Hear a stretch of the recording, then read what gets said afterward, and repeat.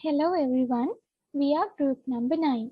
Today our discussion is about the research article The Impact of Audit Reforms on Objectivity During the Performance of Non-Audit Services. Let's see the background of the research article. This research article is written by Professor Richard G. Brody, Professor Christine M. Haynes, and Professor Craig G. White. Background of the research. After numerous audit failures, the Sarbanes-Oxley Act focused on improving external audit objectivity. Sarbanes-Oxley Act severely restricted external auditors' ability to provide non-audit services to audit clients, thereby reducing their dual role as auditor and consultant. But Sarbanes-Oxley Act did not restrict non-audit services of internal auditors such as consulting activities. This study examines whether after reforms in external and internal auditing standards, auditors can remain objective when providing non-audit services. This paper extends prior research in the area of internal and external auditor objectivity and is the first paper to include both subject groups in the same experiment. It also addresses the current policy issues that may have a significant effect on audit quality and auditor liability. The purpose of this research is to examine whether reforms in external and internal auditing standards have had an impact on auditors' ability to remain objective when providing non-audit services. Let's see what are the concepts included in the article. The first concept is non-audit services. The non-audit services are those that are not related to auditing. They can be in the form of consulting, financing, and legal. For example, fraud and ethics investigations, management advisory services, and consulting services. The next concept is objectivity. The principle of objectivity imposes an obligation on all professional accountants not to compromise their professional or business judgment because of bias, conflict of interest, or the undue influence of others. The next concept is internal auditors. Internal auditors are professionals employed by businesses. As per the Institute of Internal Auditors, internal auditing is an independent, objective assurance and consulting activity designed to add value and improve an organization's operations. The next concept is external auditor. An external auditor is a public accountant who conducts audit, reviews, and other work for his clients. According to this article, we can find two different situations in external auditor objectivity, which are the pre-SOX and post-SOX. The traditional decision-making model, which means before introducing SOX Act, assumes that auditors make unbiased judgment, but then reported them in a self-service manner. Moral seduction argues that the conflict of interest inherent in the structure of audit leads to 5 factors that unconsciously bias audit decision, which are selective perception, plausible deniability, escalation of commitment, inaccuracies of self-perception, effect of accountability on judgments, increased pressure, and accountability to multiple parties has been shown to increase auditors' justification of their decisions. After introducing the SOX Act, it limits most consulting services to non-audit clients.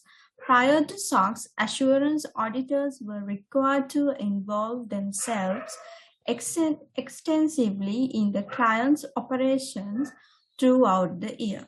Post-SOX, external auditors no longer rely critically on any one client for revenue and must periodically recognition their contract with the client.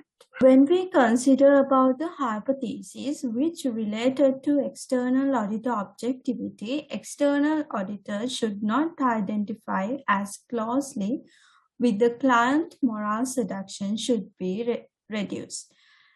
And external auditors' judgment and decisions should be objective. According to that, H1A and H1B reflect this expectation. Let's move on to the internal auditor objectivity. In 1999, the IIA expanded the definition of internal auditing to include independent, objective assurance, and consulting activities. The expanded definition of the internal audit functions called for an increased emphasis on non-audit services. The Code of Ethics states that internal auditors' judgment should reflect an unbiased assessment of the circumstances. Internal auditors have assist management in various consulting activities, such as acquisitions, mergers, and strategic alliances for a year. Since the IIA expanded its definition of external audit, these types of activities have become a formal and growing part of the job. The internal auditor's role is to provide assurance and non-audit services for their client. The IIA has issued practice guide and advisors reiterating the importance of maintaining an internal auditor's objectivity. The most recent IPPF practice guide discusses specific threats to objectivity as well as ways to reduce or eliminate their threats. We expect internal auditors' judgment will still be biased in favor of the client's position. H2A and H2B state this expectation formally. Research method. Participants, in total 139 auditors, 69 internal auditors and 70 external auditors participated out of the 153 auditors participants who attend the experimental materials. They were asked to indicate whether the buyer or seller employed them. Administration experiment. Research case materials were distributed at the Institute of Internal Auditors meeting, and 2 research attended the meeting and observed the participants as the research materials was completed. Attendees' participation was voluntary, and willingness to participate was represented through the either completion on or written materials. 2 audit firms were provided with the external auditors to distribute the experimental materials, and when completed, returned to the external auditors. So there were no right or wrong answers, and that their responses would remain anonymous. Research tasks. The research task approach taken by the Brody and Lovey and Haynes at respectively at 2000 and 1998, modified based on the discussions with internal auditors and CPA firm partners. Participants assess the inventory obsolescence in the acquisition setting, and pilot test and discussions with both auditors indicated that the case was appear with the current professional environment. So in that situation, external auditors could not perform that task for non-audit clients, while internal auditors could perform the task even if they also perform audit functions for their company. The presented participants with the acquisition negotiation scenario, and examine whether the client's role in the acquisition impacted their judgments and decisions. So they used to do one-way ANOVAs with the type of auditors representing the single classification variable and the client's role in the acquisition as buyers for sellers as 2-level independent variable. Materials participants received consisted of a cover letter, a brief case scenario, and questionnaire. Basically, research task required to review the assess the likelihood of whether the acquiring company's inventory was obsolete and whether the inventory write-down was necessary. This decision was made by the variety of fabric manufacturers in the process of acquiring the medium-sized children's clothing company. The soon-to-be obsolescence of the apparel company's inventory was a key factor in the bargaining process. The proposed acquisition was contingent on sustained excellent financial performance consequently, and marketable inventory was critical in determining the company's sales purchase price. When they were evaluating the inventory, participants were considered three factors to complete the task. To ascertain the participants' levels of objectivity, they provide two separate judgments. First, they assess the probability inventory obsolescence, and then second, provide the likelihood that they would propose the inventory write-down on 1 to 10. Finally, participants completed a post-test questionnaire. Results and implications. Experience and opinion related question. Auditors with an average of 6.54 years of internal audit experience and 5.83 years of external audit experience with external auditors participated in this research. External auditors reported about 36% of prior consulting experience, 25% of which was related to the acquisition engagements. And internal auditors reported about 36% of prior consulting experience, 13% of which was related to the acquisition experience. Accordingly, participants revealed that there was no difference between internal or external auditors with or without consulting or acquisition experience. Both internal and external auditors strongly agreed that consultants should be objective.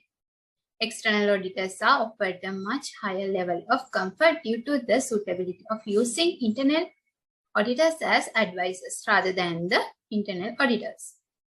Accordingly, non-auditing clients are not sensitive to the consulting services accepted by internal auditors because they believe they can provide consulting services and be objective. Internal and external auditors' judgments. External auditors assess the likelihood of inventory absolutely objectively, regardless of their consulting role in the acquisition setting. Internal auditors assess the likelihood of inventory absolute as higher when consulting for the buyer than when consulting for the seller. Consists with the supposition that the buyer would prefer to write down inventory and negotiate a lower purchase price, whereas the seller would prefer the inventory not be written down. Limitations. The experimental material did not contain all the richness of a real-world setting, and as a result, the material may be excluded contextual factors potentially relevant to an inventory obsolescence task. Second one, using sampling to obtain the data and a signal non-audit context limit to the generalizability of our results. Next one, this study examines auditors' ability to remain objective when performing non-audit tasks. It does not address some of the underlying important issues associated with it. And last one, the current study does not address whether internal auditors are objective when performing the audit function. Discussion and implications. Both internal and external auditors did not remain objective when performing non-audit tasks. The current study examines whether, subsequent to reform in external and internal auditing standard, auditors are able to remain objective when providing non-audit services. The study builds on prior research by considering how changes in auditing standards have impacted pressure placed on internal and external auditors through changes in auditor-client relationships. Extra pressure on the internal auditor-client relationship. Since that time, the desire to add more value by providing non-audit services has placed more pressure on the internal auditor-client relationship. Internal auditors are consulting for the line managers. Internal auditors are consulting for the line managers they audit and, at the same time, trying to please with top management and the audit committee to whom they report show they can add value to the company. External auditors should be sensitive to the mission and objectives. This study suggests that external auditors should be sensitive to the mission and objectives of their client's internal audit function when determining the extent to which they should rely on internal audit work during the course of an audit. This is the end of our presentation. Thank you.